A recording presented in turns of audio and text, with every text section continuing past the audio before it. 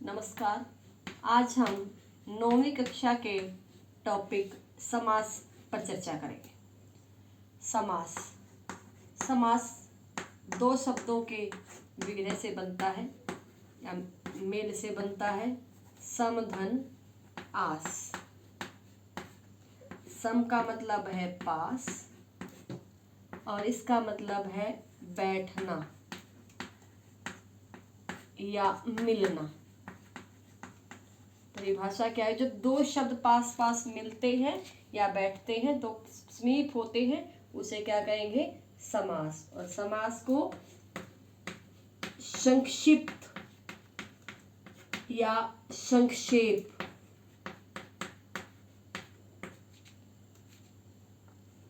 समास की परिभाषा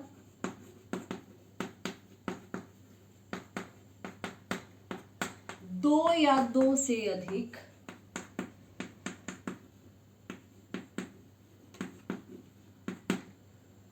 शब्दों के मिलने से जो नया शब्द बनता है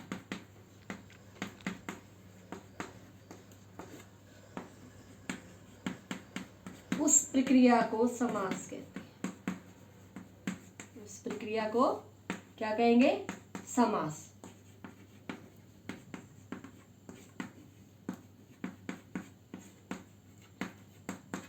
और जब दो शब्दों के मेल से नया शब्द बन जाता है और जो वो पद बनता है उस पद को क्या कहेंगे? सामासिक पद। ध्यानपूर्वक सुने। समास जब दो शब्द होते हैं, दो से अधिक शब्द, उनके मिलने से जो एक नया पद बनता है, उस नया शब्द बनता है, नया पद बनता है, उसे क्या कहेंगे? सामासिक पद कहेंगे। और समास का अर्थ होता है संक्षिप्त या संक्षेप होना। जब समास में दो या दो से अधिक शब्द होते हैं और वो उनके बीच में कोई विभक्ति चिन्ह होता है, कोई और शब्द, सभी खत्म होकर कोई एक शब्द बन जाता है, उसे हम समास कहते हैं। यहाँ तक क्लियर हो गया होगा। इससे आगे समास में कितने पद होते हैं? प्रत्येक समास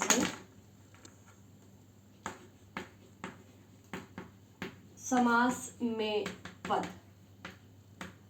समास में दो पद होते हैं, पूर्व पद या उत्तर पद। पूर्व को हम पहला भी कह सकते हैं और उत्तर को हम दूसरा पद भी कह सकते हैं।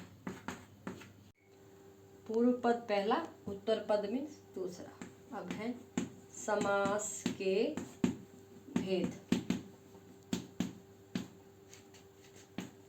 समास के 6 भेद हैं। प्रथम अव्ययीभाव समास,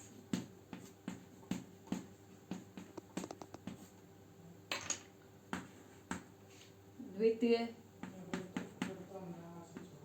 तत्पुरुष समास,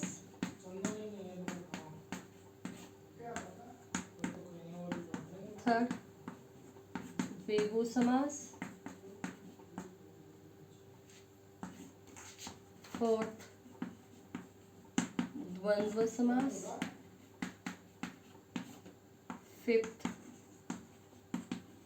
कर्मधारय समास, सिक्स्थ बहुव्रीहि समास।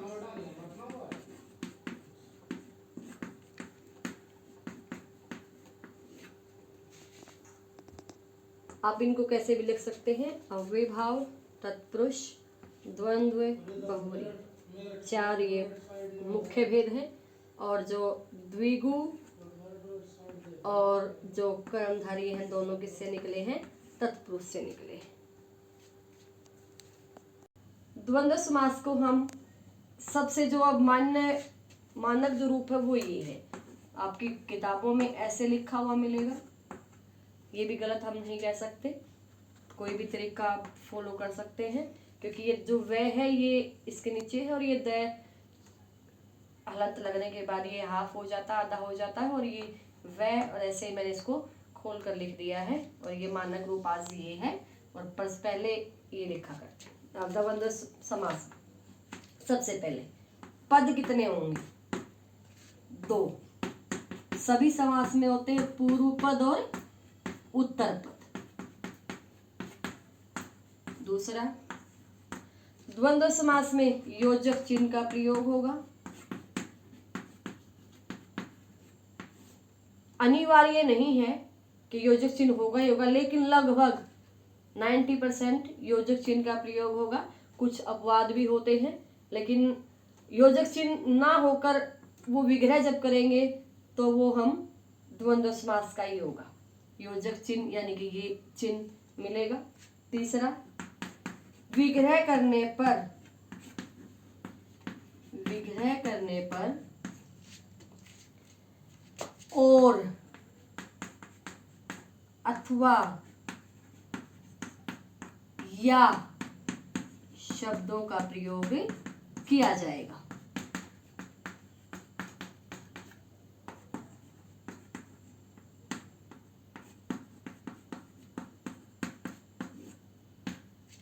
उदाहरण के तौर पर हम क्या लिखेंगे? उदाहरण देख लीजिए आप। माता पिता, योजक चिन्ह आ गया। इस योजक चिन्ह हमें कोई भी बदलाव नहीं करना है शब्दों में। माता और पिता सामासिक पद है, इसका विग्रह करेंगे तो केवल हमें योजक चिन्ह की जगह क्या लगाना है? माता और पिता। अब देखिए, जो माता पिता शब्द है, ये 2 शब्द हैं। ये क्या है? ये लिंग बदलो। तो द्वंद्व में क्या आएंगे? सभी लिंग बदलो। लिंग परिवर्तन जो होगा वो सभी शब्द किसमें आएंगे? लिंग द्वंद्व समास में, माता पिता। अब उसके बाद कुछ और उदाहरण देख लेते हैं हम। जैसे एक उदाहरण देखते हैं, धूप छाया। विग्रह करेंगे तो क्या होगा? धूप और छाया।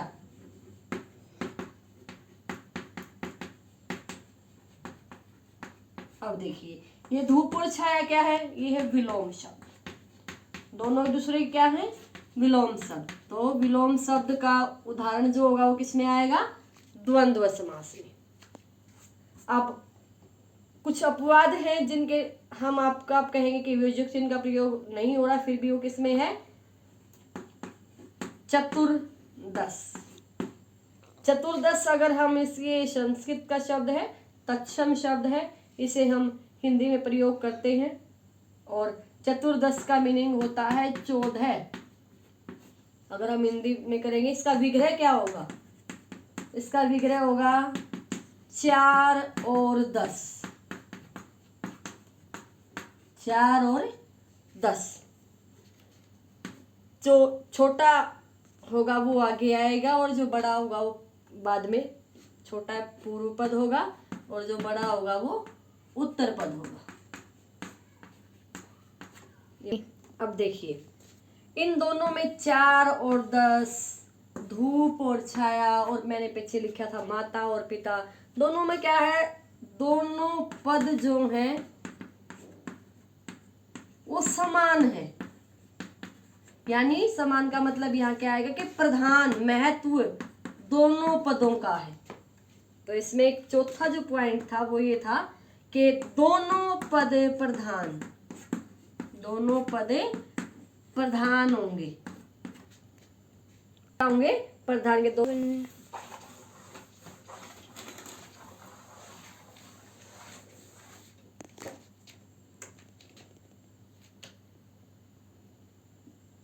अब निष्कर्ष क्या निकलता है कि हमने क्या क्या किया इसमें? पहला क्या था कि 2 पद होते हैं।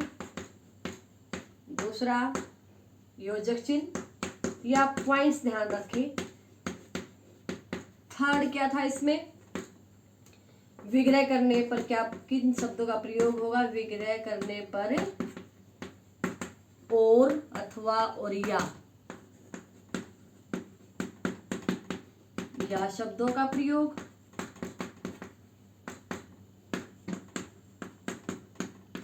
फोर्थ था दोनों पद प्रधान। दोनों पद प्रधान, ये चारों पॉइंट आपको याद रखने हैं। आपका तो समास द्वंद्व क्लियर हो जाएगा। और मैंने अभी पीछे बताया क्या, विलोम शब्द, ध्यान रखें, विलोम शब्द, लिंग परिवर्तन, लिंग के जितने भी आप से नाना नानी, नाना और नानी, दादा दादा और दादी, माता पिता, माता और पिता, भाई बहन, भाई और बहन, जितने भी सभी। उसके बाद गिनती, चतुर्दश, अष्टादश, षोडश, सभी किस में आएंगे, द्वंद्व समास में आएंगे, वो आपको ध्यान रखना है। विलोम शब्द, लिंग परिवर्तन, गिनती। और जैसे गिनती में क्या ध्यान रखना है, योजक चिन्ह का प्रयोग नहीं होगा। गिनती में योजक चिन्ह का प्रयोग नहीं होगा। विलोम और लिंग में, दोनों में योजक चिन्ह का प्रयोग होगा। और गिनती में आपको सभी गिनतियां नहीं होती हैं, जैसे जिनके जोड़े बनते हों, जो जोड़े में हो, अष्टादश, नवदश, षोडश, 17, 7 और 10, 21, 1 और 20, ये सभी आप ध्यान से देखें कि ये सभी किसमें होंगे, आपके द्वंद्व समास में। बहुव्रीहि, बहुव्रीहि समास। अब बहुव्रीहि समास में क्या होता है, देखिए, सबसे पहले दो पद सब में अनिवार्य है, दो पद। दूसरा, कोई पद प्रधान नहीं, दोनों पदों में से कोई पद प्रधान नहीं, यानी पूर्व पद और उत्तर पद में से कोई भी पद प्रधान नहीं होगा। तीसरा, कोई अन्य विशेष, कोई अन्य ही प्रधान, कोई अन्य विशेष होगा या प्रधान होगा। जो कोई अन्य पद होगा वो विशेष होगा या प्रधान होगा। अब इसमें सभी देवी देवता, देवी देवताओं के जितने भी नाम हैं, जिन्हें आप जिस भी नाम से पुकारते हैं, सभी देवी देवताओं के नाम किस में आएंगे, बहुव्रीहि समास में। जैसे उदाहरण देखते हैं, मैं जो समझना चाह रही हूँ वो क्या है कि बहु, बहु समझिए, बहु आप एक नवविवाहित बहु से किसी से भी लगा लीजिए कि बहु बाहर की है, यानी जो खुद के दोनों पद है वो प्रधान नहीं, को तीसरा ही मतलब निकलेगा। ये बात आपको ध्यान रखनी है कि दोनों बहु बाहर की है, कोई बाहर का विशेष है, अपने घर के जो दोनों पद है वो विशेष नहीं है, इतना समझ ले। उसका कोई तीसरा ही अर्थ निकले, कोई अन्य विशेष हो, कोई तीसरा ही विशेष हो, दोनों पद प्रधान ना होकर तीसरा ही विशेष होगा। इसमें कोई भी आप किसी भी भगवान का नाम ले लीजिए, किसी भी, कोई ऋतु है, कोई ऋतु का नाम ले लीजिए, कोई विशेष स्थान का नाम ले लीजिए, जैसे आप किसी स्थान का नाम पुकारते हो, किसी नाम से प्रसिद्ध हो।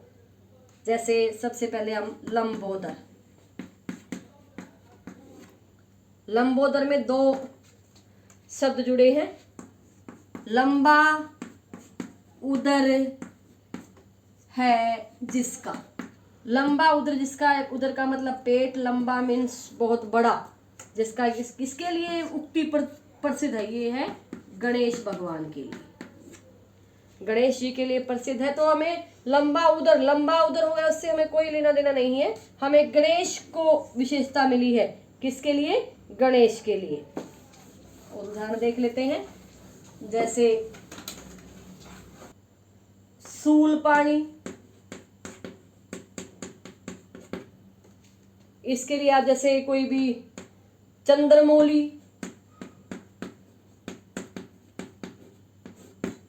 चंद्रमा है मौली में जिसके, चंद्रमौली किसकी चंद्रमा है मौली में जिसके, शिव के लिए प्रयोग किया जाता है।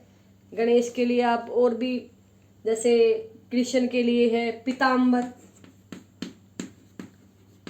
पीताम्बर पीले कपड़े, पिता पीत, पीले अंबर कपड़े, पीत और अंबर दो शब्दों के मेल से बना है, पीत होते हैं पीले, अंबर कपड़े, पीले कपड़े हैं जिसके, कौन है वो, कृष्ण भगवान। तो कृष्ण आएगा। इसमें विशेषता किसकी है ना, तो पीले की विशेषता नवंबर की विशेषता है। किसके लिए है ये, कृष्ण भगवान के लिए विशेष है ये। तो इसमें क्या है, कृष्ण भगवान के लिए प्रयोग किया गया है। तो कृष्ण भगवान जो है वो विशेष है। तो सभी देवी देवताओं के नाम के लिए हो गया। अब एग्जाम्पल्स जो होंगे मैं एक दिन पीडीएफ बना के सभी एग्जाम्पल्स सभी समासों के पूरा होने के बाद टॉपिक सभी के एक पीडीएफ में डाल दूंगी, जितने भी उदाहरण होंगे। और अब उसके बाद जैसे पतझड़ ऋतु है, पतझड़ कोई विशेष ऋतु, इसमें क्या होता है, पत्ते झड़ते हैं जिस ऋतु में, पत्ते झड़ते हैं जिस ऋतु में, कोई विशेष ऋतु है ये, इसमें पत्ते झड़ते हैं जिस ऋतु में, वो क्या हो गया, पतझड़ होगा। ये भी किस में गया, बहुव्रीहि में गया।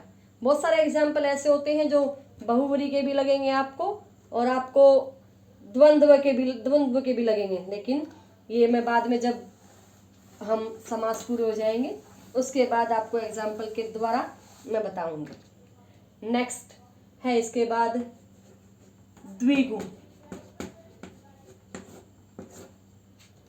द्विगु, द्वि का विग्रह करेंगे, द्वि प्लस गु, द्वि मीन्स दो, और गाय, कई बार इसका विग्रह भी आ जाता है कि दो गाय, द्विगु समास से भी प्राय है।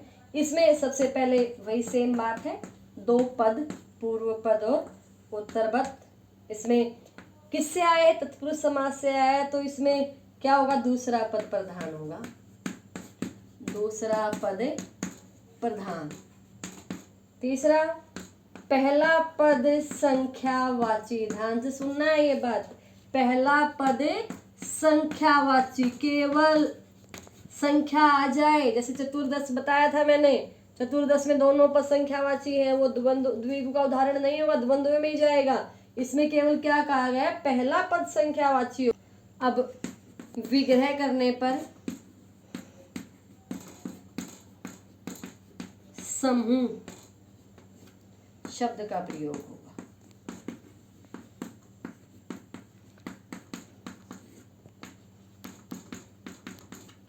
ये आपको प्रत्येक समास में याद करने के पॉइंट है।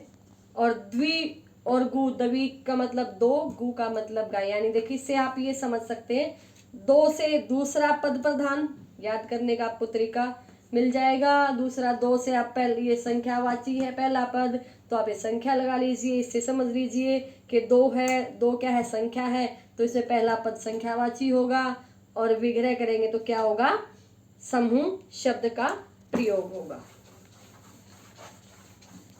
अब उदाहरण देख लेते हैं। सबसे पहले जैसा कि मैंने कहा, पहला पद संख्यावाची होगा, केवल पहला पद, ध्यान रखें। और समूह या समान, नव ग्रह, नव संख्या हो गया, दूसरा पद ग्रह हो गया, नौ ग्रहों का समूह, नौ ग्रहों का समूह, क्लियर। उसके बाद देखिए चतुर्दश जो मैंने एग्जाम्पल लिया, चतुर्दश आप देखिए ध्यान से, इसमें आप कहेंगे पहला पद संख्यावाची है, लेकिन ध्यान रहे यहाँ दूसरा पद भी संख्यावाची, तो किस में जाएगा, ये द्विगु में ना होकर के किस में जाएगा, ये द्वंद्व में। ये बात आपको ध्यान। अब सप्ताह देखिए, सप्ताह में सबको पता है कि सप्ताह, सप्त मीन्स सात, सात दिन, अहमिन दिन, दिनों का क्या है, ये समूह है, 7 दिनों का क्या है, समूह। तो इसमें पहला पद ही क्या है, संख्यावाची, तो ये भी किस में जाएगा, द्विगु में। ये बात आपको याद रखनी है। उसके बाद दशानन। अब आप कहेंगे दशानन, ध्यान से सुनना है। दशानन का विग्रह दो प्रकार से हो सकता है। पहला, 10 आनन है जिसके, 10 आनन है जिसके, 10 का मतलब 10 से है, आनन का मतलब है मुख, और जिसके जो कहा था किसके लिए प्रयोग होता है, ये रावण के लिए। तो अगर ऐसा उदाहरण है तो किस में जाएगा, रावण के लिए, तो ये जाएगा बहुव्रीहि में। यहाँ आपके 3 समास क्लियर हो जाएंगे। किस में जाएगा ये, बहुव्रीहि में। लेकिन अब मैं ऐसा कहती हूं कि 10 आननों का समूह, 10 आननों का समूह यानी 10 मुखों का समूह, वो किस में जाएगा, द्विगु में। ये आप बात यहां से क्लियर कर ले। मैंने बिल्कुल सही तरीके समझाया है कि ये विग्रह पे डिपेंड करता है कि आपका 10 आनन है, जिसके किसके लिए, तीसरा पद महत्वपूर्ण हो गया, रावण, रावण के लिए प्रयोग किया गया है, ब्रैकेट में आपको रावण मिलेगा। और ये 10 आननों का समूह जहां आ गया वो किस में गया, द्विगु समास में गया। ये आप बिल्कुल आपको ध्यान रखना। अब देखिए जैसे दशानन था या चतुर्दश था, ये तो क्लियर कट है कि इसमें पहला पद संख्यावाची, दोनों पद संख्यावाची नहीं होती है, तो आपका क्लियर हो गया कि किस में जाएगा, द्वंद्व में। अब दशानन में देखिए, दशानन 2 विग्रह हो रहे हैं, जिसका विग्रह आप करते हैं उदाहरण में आप उसी का लिखे। मान लीजिए आपने लिखा है कि 10 आननों का समूह, 10 आननों का समूह, तो ये आप एक उदाहरण लिखेंगे इसमें द्विगु में। अगर आप लिखते हैं 10 आनन है जिसके, रावण के लिए आप जाते हैं, वो किस में लिखेंगे आप, बहुव्रीहि में।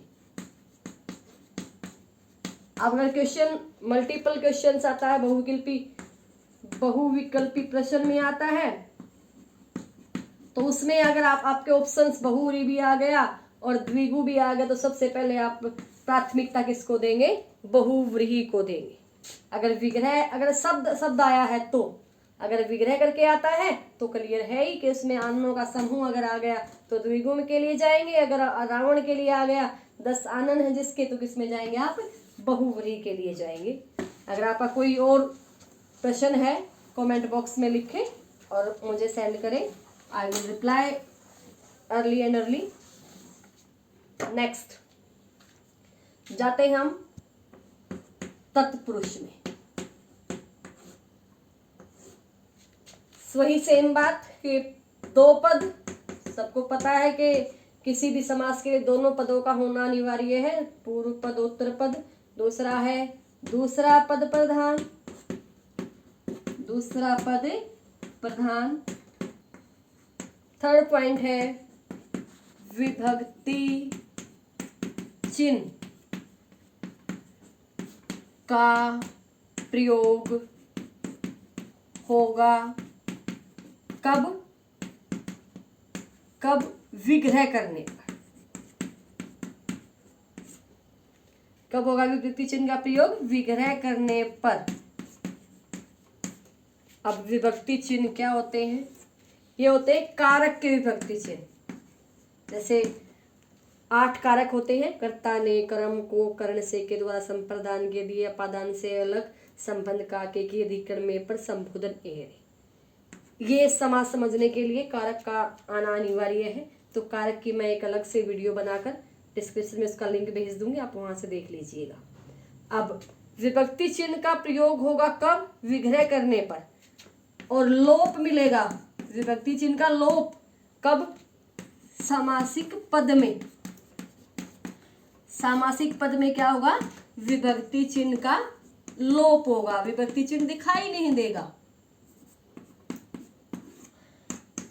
ये बात आपको याद रखनी है। अब एग्जाम्पल दूंगी, उसके माध्यम से आपको पता चल जाएगा। जैसे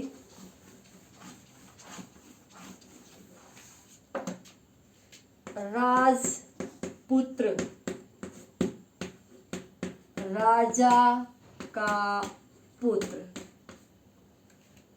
पथ भ्रष्ट, पथ से भ्रष्ट, आप बीती, आप पर बीती।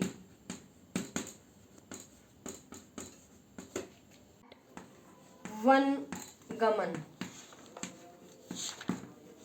वन को गमन, गमन का मतलब है जाना, वन को जाना। यज्ञशाला,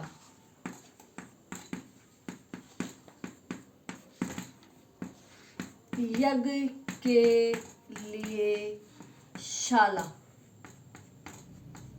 देखिए अभी शाला शब्द आया है, ऐसे शाला वाले सभी शब्द जैसे पाठशाला सभी किसमें जाएंगे, तत्पुरुष समास में। ये बात आपको याद रखनी है। पाठ विद्यालय,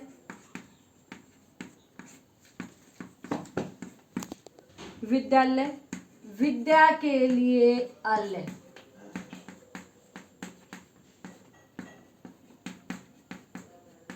सभी तत्पुरुष में। आलय वाले, आलय का मतलब घर, शाला का मतलब घर है। तो यज्ञ के लिए शाला, विद्यालय के लिए, विद्या के लिए आलय, देवालय, देव के लिए आलय, सभी किसमें जाएंगे, तत्पुरुष समास में। रोग युक्त, रोग से युक्त। अब आप यहाँ इतना ही समझ लें कि यहाँ जो भी विभक्ति चिन्ह आए हैं उन सब को आप अंडरलाइन करें, और सभी के लिए जितने कारक होते हैं वो कारक के जो प्रकार हैं उन्हीं के भेद हो जाएंगे। अभिप्राय यह है कि तत्पुरुष समास जो है उसके 6 भेद हैं। ये कारक का टॉपिक करवाऊंगी, इसके साथ ही मैं आपको ये करवाऊंगी, आप वहां से देखना इस चीज को। अब बस आप इतना ध्यान रखें कि जो भी कारक के चिन्ह हैं ये वहाँ, जब कारक का टॉपिक साथ में करवाऊंगी तो कारक के साथ मैं आपको समझाऊंगी कि इसमें कौन सा चिन्ह किसके साथ कैसे, वहाँ आपको अच्छे समझ में आएगा। इसके बाद अगला जो भेद है वो है कर्मधारी, कर्मधारी। अब देखिए इस समास में भी आपको उलझना नहीं है, थोड़ा सा है, लेकिन आपको सबसे पहले 2 पद सब में होते हैं, इसमें भी 2 पद होंगे। दूसरा पद प्रधान, क्योंकि ये भी तत्पुरुष से निकला है। तीसरा विशेषण और विशेष्य। अब ये बात यहाँ आपको ध्यान पूर्वक नोट करनी है, विशेषण और विशेष्य 2 चीज होंगी, जिसमें पूर्व पद क्या होगा, विशेषण, और दूसरा पद क्या होगा, उत्तर पद लगाइए, दूसरा पद लगाइए, वो क्या होगा, विशेषण। अब जो ये है मैं आपको यही समझा देती हूँ, लेकिन टॉपिक ये विशेषण का है। देखिए विशेषण आपने पहले भी किया होगा, जो शब्द संज्ञा और सर्वनाम की विशेषता बताए उसे क्या कहेंगे हम, विशेषण। और विशेष्य जिसकी विशेषता बताई जाए, ये मैं आपको यही क्लियर कर देती हूँ। जैसे विशेषण क्या होगा, जो शब्द संज्ञा और सर्वनाम की विशेषता बताए।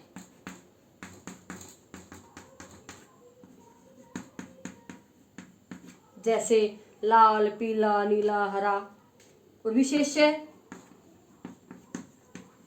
जिस शब्द की विशेषता बताई जाए, जिस शब्द की विशेषता, सिंपल सी क्या समझने की बात यह है, क्या है यहाँ विशेषता बताई जाए, यानी जो शब्द संज्ञा या सर्वनाम है वही विशेष्य है। ये बात याद रखें आप, जो शब्द संज्ञा और सर्वनाम शब्द है वही क्या है, विशेष्य है। विशेषण क्या है, इन संज्ञा सर्वनाम की विशेषता, लाल, पीला, हरा, नीला, सभी क्या आ जाएंगे, वो विशेषण कहलाएंगे। अब याद ये ध्यान से करें आप, कर्मधारय समास 2 पद, दूसरा पद प्रधान, विशेषण विशेष्य, पूर्व पद विशेषण होगा और दूसरा पद विशेष्य होगा। अब जो 4th पॉइंट है वो क्या है कि समान या सादृश्य, समान या सादृश्य, समान या सादृश्य। समान का मतलब समानता, किसी 2 चीजों में, 2 वस्तुओं में, 2 उनमें समानता की जाए उसे क्या कहेंगे, क्रमधारय में उदाहरण आएंगे वो। और 5वां है उपमेय और उपमान। इसमें क्या होगा, उपमेय उपमान, पूर्व पद और उत्तर पद में पहला पद उपमेय, पूर्व पद क्या होगा वो उपमेय होगा, और दूसरा पद क्या होगा, उत्तर पद क्या होगा, उपमान होगा। उपमान का मतलब क्या, तुलना। उपमेय उपमान में क्या होगा, यहाँ संबंध मिलेगा, तुलना की जाए, उनका संबंध बताया जाए, उसे क्या कहेंगे। इसमें उपमेय उपमान, समान सादृश्य और विशेषण विशेष्य, ये 3 पॉइंट महत्वपूर्ण, ध्यान से इसको आप करना है। एग्जाम्पल से आपको सही तरीके समझ में आएगा। सबसे पहले हमने जो पद बताया था कि दूसरा पद प्रधान, अब देखिए उदाहरण ले लें, नील कमल। अब देखिए आप, नील का मतलब है नीला, कमल का मतलब कमल। अब आपको ध्यान आया क्या, नीला क्या है, कमल कैसा है, क्वेश्चन करके पूछिए, कमल कैसा है नीला, तो क्या बता रही है, उसकी विशेषता बता रहा है, तो क्या हो गई, विशेषण शब्द हो गया। और ये क्या हो गया, विशेषण। किसकी विशेषता बता रही है, कमल की। ऐसे जो भी लाल मिर्च, लाल है जो मिर्च, लाल मिर्च, मिर्च का क्वेश्चन पूछिए समझने के लिए। अगर आपका बहुविकल्पी प्रश्न में आया है कि लाल मिर्च आ जाए शब्द, समासिक पद या समस्त पद जो लाल मिर्च में आ जाए, कि लाल है जो मिर्च, मिर्च कैसी है, ऐसे क्वेश्चन पूछ लिए, लाल अगर उदाहरण विशेषण आता है तो किस में जाएगा वो, लाल मिर्च, लाल है जो मिर्च, इसमें कर्मधारय है। अब जैसे पीतांबर आया था, वो देखिए आप यहाँ पर कर लीजिए। पीतांबर का मतलब, पीत मीन्स पीले, अंबर कपड़े, पीले हैं जो अंबर, यहाँ अंबर क्या हो गया, विशेष्य, वो विग्रह पे निर्भर करता है, और पीले हो गए विशेषण शब्द, तो किसमें गया ये, कर्मधारय में, विशेषण शब्द और विशेष्य है अंबर। अब विग्रह क्या होगा, पीले हैं जो अंबर, अगर ये विग्रह आया तो किसमें जाएगा, ये कर्मधारय में। अगर विग्रह ये आया, पीले हैं कपड़े जिसके, पीले हैं कपड़े जिसके, किसमें जाएगा, कौन है वो, कृष्ण भगवान, भगवान कृष्ण के लिए प्रयोग किया गया, किसमें जाएगा, बहुव्रीहि में। तो कंफ्यूज नहीं होना है आपको, विग्रह पे डिपेंड करना है, विग्रह किसमें जाएगा, वो आप विग्रह पे जाए। अब जैसे घनश्याम,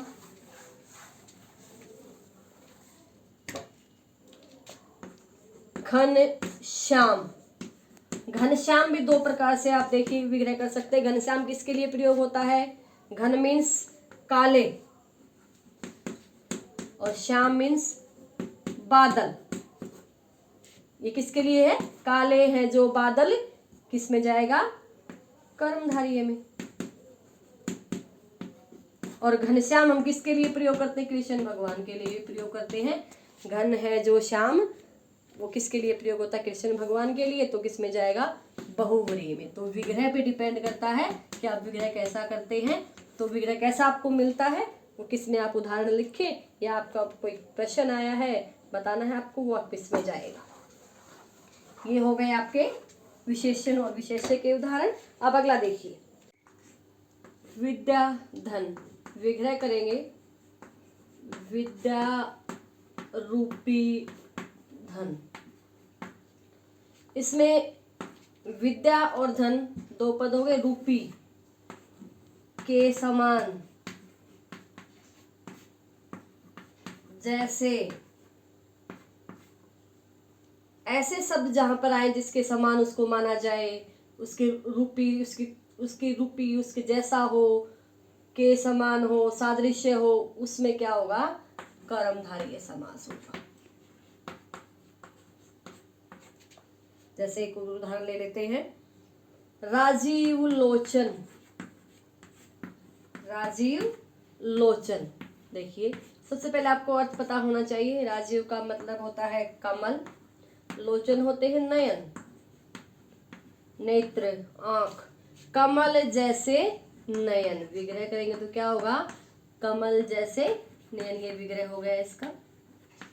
तो जैसे आ गया, जिनमें समान, जैसे, रूपी, ऐसे देह लता, देह रूपी लता, देह शरीर लता बेल, तो इसका विग्रह करेंगे क्या होगा, देह रूपी लता यानी बेल।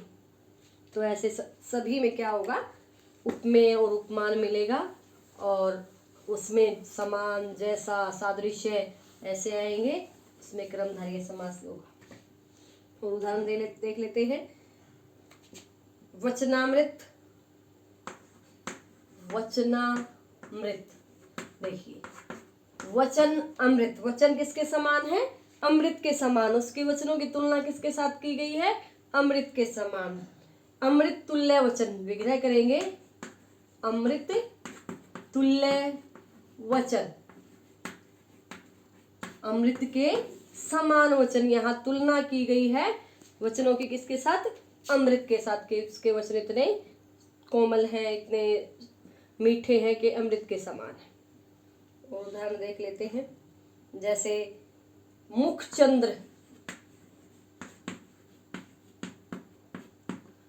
मुख चंद्र में देखिए, मुख चंद्र में चंद्र, मुख किसके समान है, चंद्रमा के समान, मुख चंद्रमा के समान।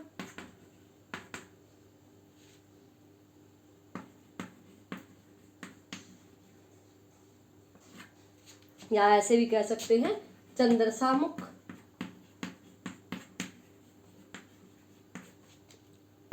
सा सी, इन शब्दों का प्रयोग हो, उसमें किसका कौन सा समास होगा, कर्मधारय समास होगा।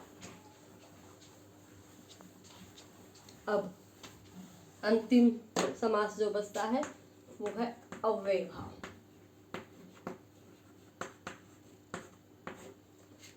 अव्यय भाव समास में क्या होगा कि पहला पद अव्यय होगा। आपको वही समान चीजें याद रखनी है कि अव्यय समास में क्या होगा, पहला पद क्या होगा, अव्यय होगा। दो पद तो होते ही हैं। दूसरा, पहला पद क्या होगा, अव्यय।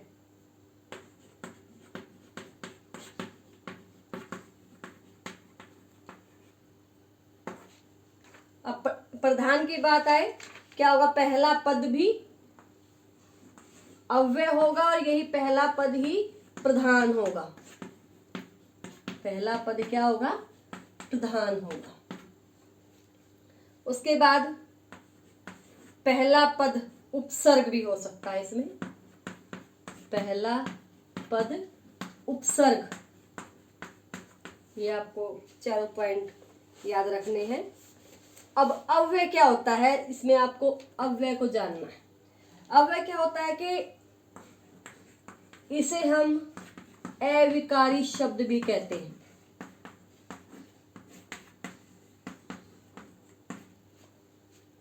आपने पहले पढ़ा होगा कि जो शब्द वाक्य में प्रयोग होने पर उसका कर्ता लिंग वचन कारक के कारण कोई परिवर्तन न हो, यानी ज्यों का त्यों रहे। जो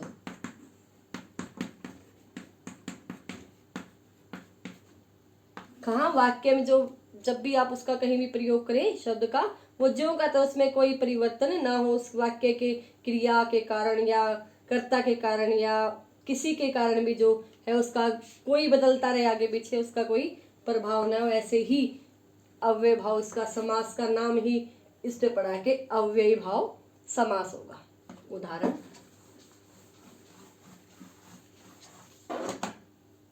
फर्स्ट है यथाशक्ति।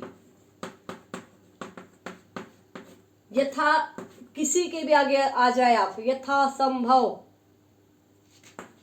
तो यथा का जो है इसमें कोई भी मीनिंग चेंज नहीं होगा। पहला होगा विग्रह शक्ति के अनुसार, शक्ति के अनुसार। यथा संभव, जैसा संभव हो, उसके बाद जैसे आमरण, यहाँ आ क्या आया, मैंने जैसे आपको बताया था उपसर्ग है। आमरण का मतलब है मृत्यु पर्यंत या मृत्यु तक या मरने तक, तो आ उपसर्ग का प्रयोग हुआ है। उसके बाद जैसे प्रतिकूल, प्रति भी क्या है, उपसर्ग है, प्रतिकूल यानी उसके विपरीत, प्रवाह के विपरीत, प्रवाह के विपरीत। प्रति, यहाँ प्रति का मीनिंग क्या, प्रतिदिन, प्रत्येक दिन।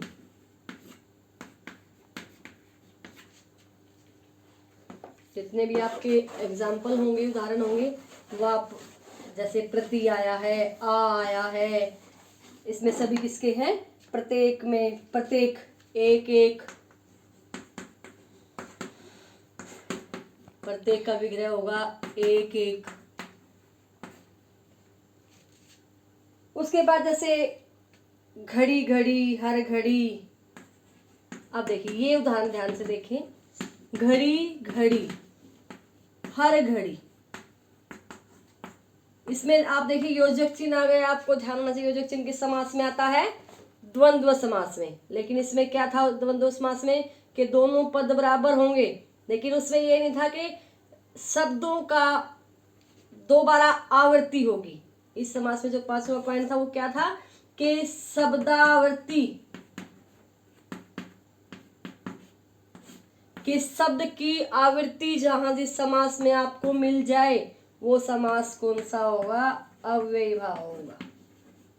ये बात आपको ध्यान रखनी है। जैसे घर घर, अभी इलेक्शन का टाइम चल रहा है और इलेक्शन में लोग घर घर घूमते हैं, एक घर से दूसरे घर,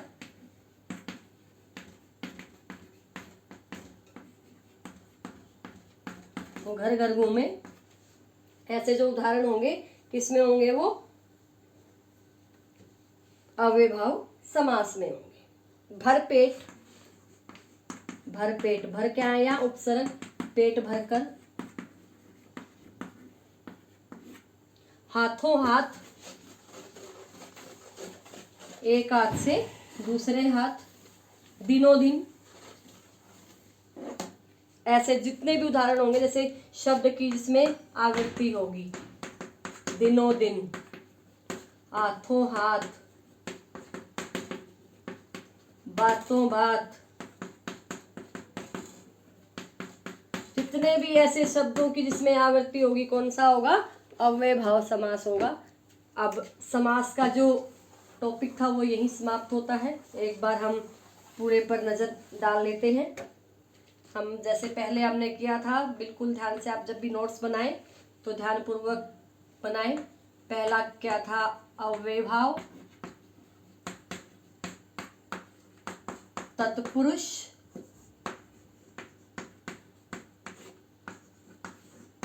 कर्मधारय।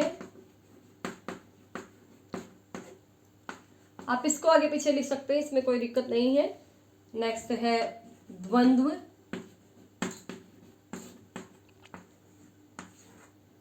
द्विगु, द्विगु को आप इस प्रकार भी लिख सकते हैं और द्विगु को आप इस प्रकार भी लिख सकते हैं, लेकिन आज जो मानक है वो ये है। 6 है बहुव्रीहि। अब आप अव्ययभाव, तत्पुरुष, द्वंद्व और बहुव्रीहि 4, और जो द्विगु और जो कर्मधारय है दोनों किससे आए हैं, तत्पुरुष समास से आए। आप देखो दूसरा पद प्रधान तत्पुरुष में हो गया। जैसे कि कर्मधारय द्विगु कहाँ से निकले, तत्पुरुष से, तो दोनों में भी क्या होगा, दूसरा पद प्रधान। ये आपको याद करने में आसानी रहेगी। द्विगु भी कहाँ से निकला, तत्पुरुष से, तो इसमें भी क्या होगा, दूसरा पद प्रधान। एक तो बात ये हो गया आपकी। बहुव्रीहि, जैसे आपको बताया था, बहु कहाँ से है, बाहर से है, बाहर से याद कीजिए आप, और बाहर का जो है इसमें कोई बाहर का अन्य कोई तीसरा पद महत्वपूर्ण है, कोई पद प्रधान नहीं है, कोई पद प्रधान नहीं, कोई तीसरा विशेष। तो ये पद के जो प्रधान थे उसके आपके क्लियर हो जाना चाहिए। अव्यय भाव में पहला पद प्रधान, तत्पुरुष में दूसरा, कर्मधारय में दूसरा और द्विगु में दूसरा पद प्रधान, बहुव्रीहि में कोई पद प्रधान। ये बच गया द्वंद्व। द्वंद्व में क्या है, दोनों पद प्रधान होते हैं। द्वंद्व में क्या होता है, दोनों पद क्या होते हैं। अब प्रधान का आप हटाइए, प्रधान हमारा हो गया है, आप सभी को याद भी होना जाना चाहिए। इसकी स्क्रीनशॉट आप ले सकते हैं, स्क्रीनशॉट आप ले लीजिए। अब उसके बाद जैसे पहला पॉइंट था कि दो पद होते हैं, वो क्लियर है, कौन सा पद किसमें प्रधान होगा वो क्लियर है। अब तीसरी बात क्या है, जैसे एक एक समास को अव्यय भाव समास में क्या होगा, अव्यय होगा पहला पद, अव्यय पहला पद। दूसरा पहला पद अव्यय होगा, पहला पद प्रधान था वो हमने से कर लिया था। अब तीसरा पहला पद ही उपसर्ग होगा,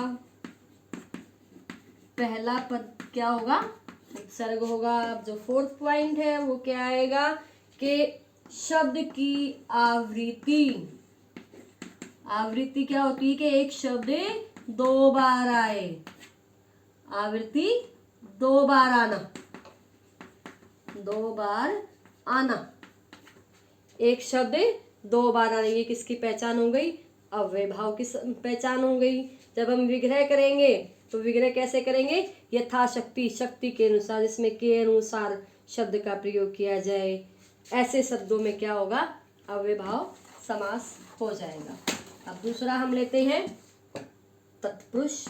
तत्पुरुष में क्या से बता दिया, दो पद, पूर्व पद, उत्तर पद, प्रधान कौन सा था, दूसरा पद था। और इसमें क्या था कि विशेषण, नोट विशेषण, इसमें क्या था, विभक्ति चिन्ह, कारक के जो थे वो विभक्ति चिन्ह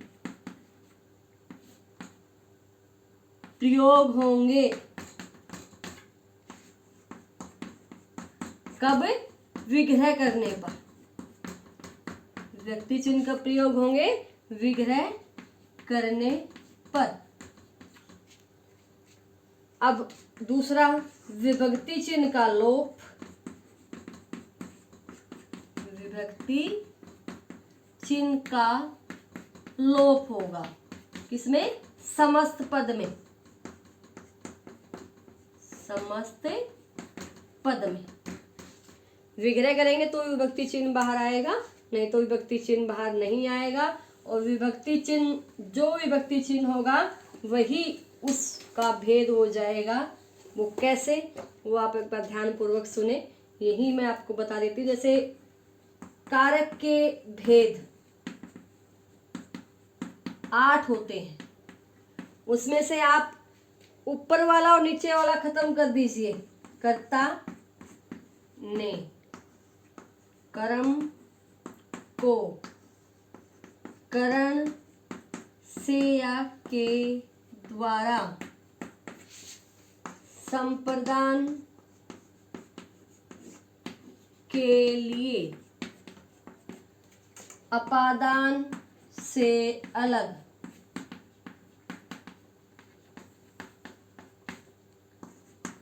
संबंध का के की, अधिकरण में पर, और संबोधन हे अरे। अब आप क्या करेंगे, यहाँ इसको खत्म कर दीजिए और इसको खत्म, जो 6 बच गए इनके विभक्ति चिन्ह आप याद कीजिए। जो विभक्ति चिन्ह जिसमें आएगा वही तत्पुरुष का क्या हो जाएगा, भेद हो जाएगा। मान लीजिए कर्म का अगर साइन विग्रह करने पर को आता है तो क्या हो जाएगा, वहां कर्म तत्पुरुष समास हो जाएगा। ठीक है, ये यहाँ तत्पुरुष का आपका हो गया। उसके बाद तीसरे पे चलते हैं, कर्मधारय। कर्मधारय बता दिया है क्या, दो दो पद होते हैं, पूर्व पद उत्तर पद। प्रधान कौन सा होगा? दूसरा पद प्रधान होगा। यहाँ मुख्य मुख्य बातें क्या थी? विशेषण और विशेष्य। ये पूर्व पद क्या होगा? विशेषण, और उत्तर पद क्या होगा? विशेष्य। अब और क्या था इसमें? इसमें था समान, जैसा, सादृश्य,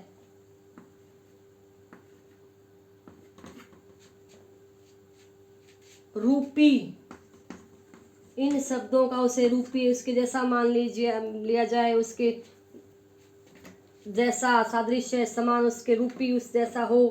और तीसरा उपमेय और उपमान। उपमेय और उपमान का संबंध जिसमें बताया जाए किस समास में होगा, वो कर्मधारय समास में। उसके बाद है द्वंद्व समास। द्वंद्व में क्या था? जैसा हमने किया, दोनों पद प्रधान, दो पद हैं, पूर्व पद उत्तर पद। और इसमें क्या था? लिंग परिवर्तन जो होता है उसके उदाहरण आपको मिलेंगे। दूसरा विलोम शब्द के मिलेंगे। तीसरा विग्रह करेंगे तो और, अथवा और या शब्दों का प्रयोग किया जाएगा। दोनों पद समान होंगे, इसमें दोनों पद समान रूप से महत्वपूर्ण होंगे। और लिंग परिवर्तन जैसे माता पिता, माता और पिता। विलोम शब्द में धूप छाया, धूप और छाया।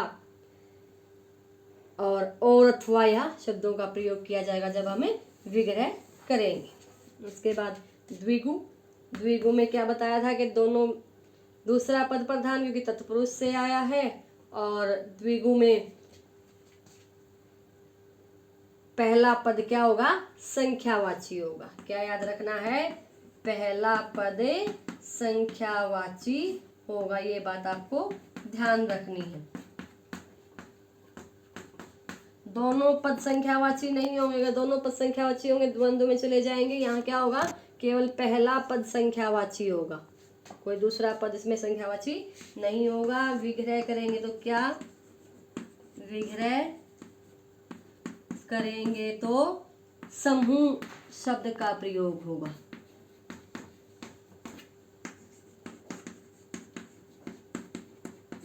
इसलिए इसे हम समूहवाची भी कहते हैं। समूहवाची समास भी से हम कहते हैं समूह के कारण। जैसे सप्ताह 7 दिनों का समूह। बहुव्रीहि बताया है। इसमें क्या था? कोई पद प्रधान नहीं, कोई तीसरा ही महत्वपूर्ण होगा। इसमें क्या? सभी देवी देवताओं के नाम।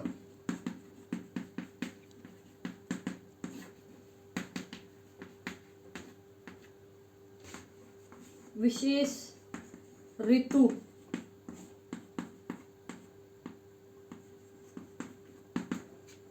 से पतझड़, पत्ते झड़ते हैं जिस ऋतु में, कौन सी ऋतु है वो विशेष रूप से इस ऋतु के नाम कर दिया गया है। कोई स्त्री है सुलोचन, सुंदर लोचन है जिस स्त्री के, और सुलोचना दोनों में फर्क है। ये आपको डिफरेंस से बताऊंगी तब बताऊंगी। यहाँ आपका समास जो भी टॉपिक है वो कंप्लीट होता है। जिस किसी को कोई भी समस्या हो, कोई भी अगर दिक्कत आती है तो कमेंट बॉक्स में लिख कर बताएं। धन्यवाद।